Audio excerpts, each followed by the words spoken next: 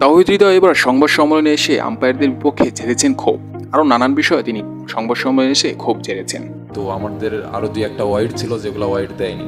হৃদয় ওই লেগ বাইটা নিয়ে ও যেটা জিজ্ঞেস করেছিল, আমি একটু বাংলায় ওটা জিজ্ঞেস করি। ব্যাপারটা হলো যে আম্পায়ারিং ডিসিশন বাজে হতেই পারে, অনেক সময় হয়, আম্পায়াররা ভুল করেন, কিন্তু জাস্ট নিয়মটা আনফেয়ার কেন? মানে আইসিসি এবং এমসিসি নিয়ম বানায়, তারা তাদের মতো করে বানায়, বাট আপনার একটা মানে আম্পায়ারিং ডিসিশন পাল্টে যায় আম্পায়ার আউট দেওয়ার পরে, তখন ওই লেগ বাইটা পাওয়া উচিত কিনা, এটা হলো প্রশ্ন আসলে। মানে নিয়মটাকে আপনার কি আনফেয়ার মনে হয়? দেখেন, নিয়ম তো আইসিসি কি করেছে এটা তো আসলে আমার হাতে নাই।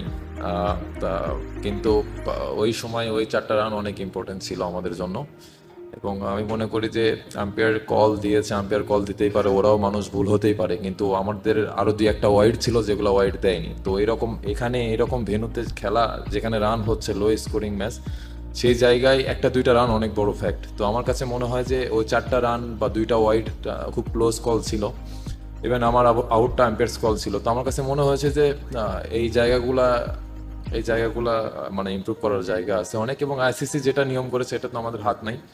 তো আমার কাছে মনে হয় যেটা হয়েছে। আচ্ছা, আপনি ব্যাটিং আসার আগে শান্ত এবং সাকিব দুটো পুল করতে গিয়ে আউট হয়েছে নরকিয়া।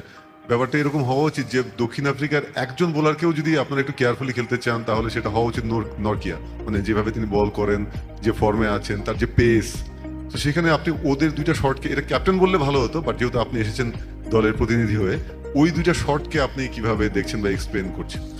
না, আমার কাছে মনে হয় যে খুব ভালো শট ছিল, কারণ মোস্ট অফ দ্য বল সে ব্যাক অফ লেন্থে করে। তো ওরে রান করতে গেলে তো পুল শট বা পেস ইউজ করাটাই তো ওখানে পেসটা ইউজ করতেই হবে। তো এক্সিকিউশনটা আজকে ঠিক হয়নি, ভালো হয়নি। তো আমার মনে হয় নেক্সট টাইম যখন ফেস করবে তখন ওইটাই, আজকে আউট হয়েছে ওটা 6 বা 4 হবে ইনশাল্লাহ। তাওহিদ, আমরা জানি যে আসলে আমাদের ব্যাটিংটা খুব, এই উইকেটে আসলে রানটা খুব বেশি হয় না, যে কারণে হয়তো আজকে আমরা 113 রানে চেস করতে পারিনি। কিন্তু আমরা যদি আমাদের ব্যাটিংয়ের দিকে ফিরে যাই, ডালাসে শ্রীলঙ্কার 124 রান করতে গিয়ে কিন্তু আমরা একটা বাজে সিচুয়েশনে পড়েছিলাম, মানে কঠিন করে ম্যাচটা জিতেছি।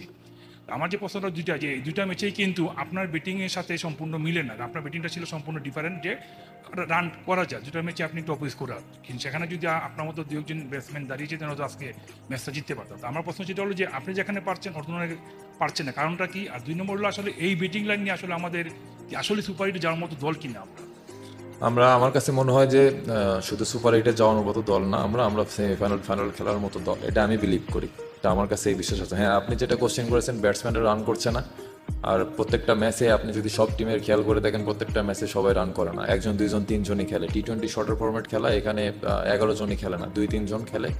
তো আমার কাছে যেটা মনে হয় যে 2-3 জন খেলবে যেদিন, সেই দিন যেন তারা খেলাটা একদম শেষ করে, এটা হচ্ছে আমার মানে পার্সোনাল ওপিনিয়ন। তো হ্যাঁ, আমার ব্যাটসম্যানরা রান করছে না, ইনশাল্লাহ সামনের ম্যাচগুলোতে রান করবে, এবং আশা করি যে আমরা খুব তাড়াতাড়ি ওভারকাম করবো ইনশাল্লাহ। হৃদয়, আপনার কি মনে হয় আমরা কোন জায়গাটাতে ম্যাচটা হেরে গেল? সাকিবের আউট এবং শান্তর আউট, এই জায়গাটা কি আমাদের টার্নিং পয়েন্ট কিনা, হারের কারণ কি? ম্যাচ হেরে গিয়েছি আমার আউটে। আমি যদি ওখানে খেলাটা ফিনিশ করতাম তাহলে ম্যাচটা হারতাম না। তারা তো অনেক আগেই আউট হয়ে গেছে, আমি তো লাস্ট পর্যন্ত ছিলাম ওখানে। তো আমার কাছে যেটা মনে হয়েছে যে যদি আজকের খেলাটা আমি পারতাম জিতাইতে, তো আমি আউট হয়ে গেছি, পারিনি, দ্যাটস ইট। হৃদয়, আপনার কাছে আমার দুটো প্রশ্ন। এর প্রথমটা হচ্ছে যে আপনি কখনো মনে হয়েছে কিনা আপনাদের আজকের এই ম্যাচটা আপনারা হারতে পারেন? পরেরটা পরে করছি, একটু জোরে বলেন। মানে আপনারা আজকের এই ম্যাচটা হারবেন, এটা কখনো মনে হয়েছে? না, আমার কাছে কখনো মনে হয়নি যে এই ম্যাচটা হারতে পারি। যেটা বললাম যে আমি যদি খেলাটা ফিনিশ করতাম তাহলে খেলার সিনারিওটা ডিফারেন্ট হতো, কিন্তু আহ, আহ, ঠিক আছে, বা এখান থেকে আরও অনেক কিছু শেখার আছে। যে ভুলগুলো ছিল আজকে, এই ভুলগুলো সামনের ম্যাচে যতটুকু পারবো কমানোর চেষ্টা করব, এবং ইনশাল্লাহ এখান থেকে ওভারকাম করবো আমরা সবাই। নেক্সট কোশ্চেন হচ্ছে তানজিম হাসান সাকিবের বোলিংটা নিয়ে যদি বলতেন, অসাধারণ বোলিং ছিল এটা। আমরা তো সবাই জানি ও অনেক ভালো বল করেছে, খুব ভালো একটা শুরুতে খুব ভালো একটা স্টার্ট করেছে আমাদের টিমের জন্য। আমরা অনেক সামনের দিকে ছিলাম। আমাদের মনে হয় যে প্রত্যেকটা টিম এখানে বলাররা খুব ডমিনেট করছে, এবং আমাদের টিমে প্রত্যেকটা বলার লাস্ট ম্যাচেও ভালো বল করেছে, আজকেও অনেক ভালো বল করেছে।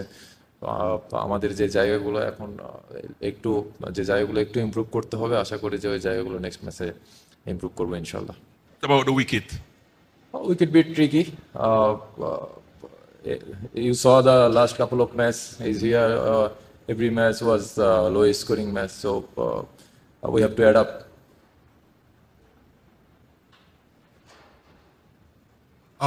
You must have seen yesterday's match, and again, yesterday Pakistan were going at a run a ball, and suddenly it became difficult. So, did you have a thought that you need to get ahead of the chase and bring it down to less than a run a ball as soon as you can? Actually, we have the very much confidence to that score, and from that position, I should have finished the match. It's difficult to new batsman go and adjust the condition. So, in that position, I should have finished the match. And having batted on that pitch, what is the best way to score at a decent rate? I mean, you need to innovate and play into like reverse sweeps or something, or I mean, just take singles. No, here outfield also slow. So I think if we show the intent in batting point of view, it will be better because if you saw the last couple of matches here, always low scoring, and I think here bit challenging for batsmen. Every batsman bit struggling here. So I think we will overcome. There was this LBW appeal which was given out, but the ball had gone for 4 leg byes, which you got through DRS. But what do you feel about that certain playing condition where you don't get those runs? Actually, to be honest, that wasn't good call. Good call for us. It's a tight match. So I think, in my point of view, umpire gave the out, but it's bit hard for us because that 4 runs could be the match scenario, change the match scenario. So I think I don't have to say anything about that. Yeah, after a lot of thought and brainstorming, Bangladesh management seems to have brought in Tanjim Shakib in place of Saifuddin. You think has the move paid off for you? Has it clicked? Yeah, Sakib, we all know Sakib is very much capable.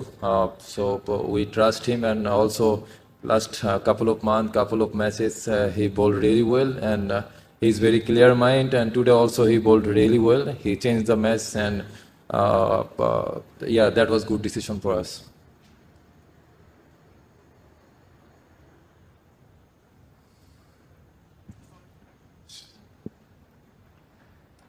English আর বাংলা?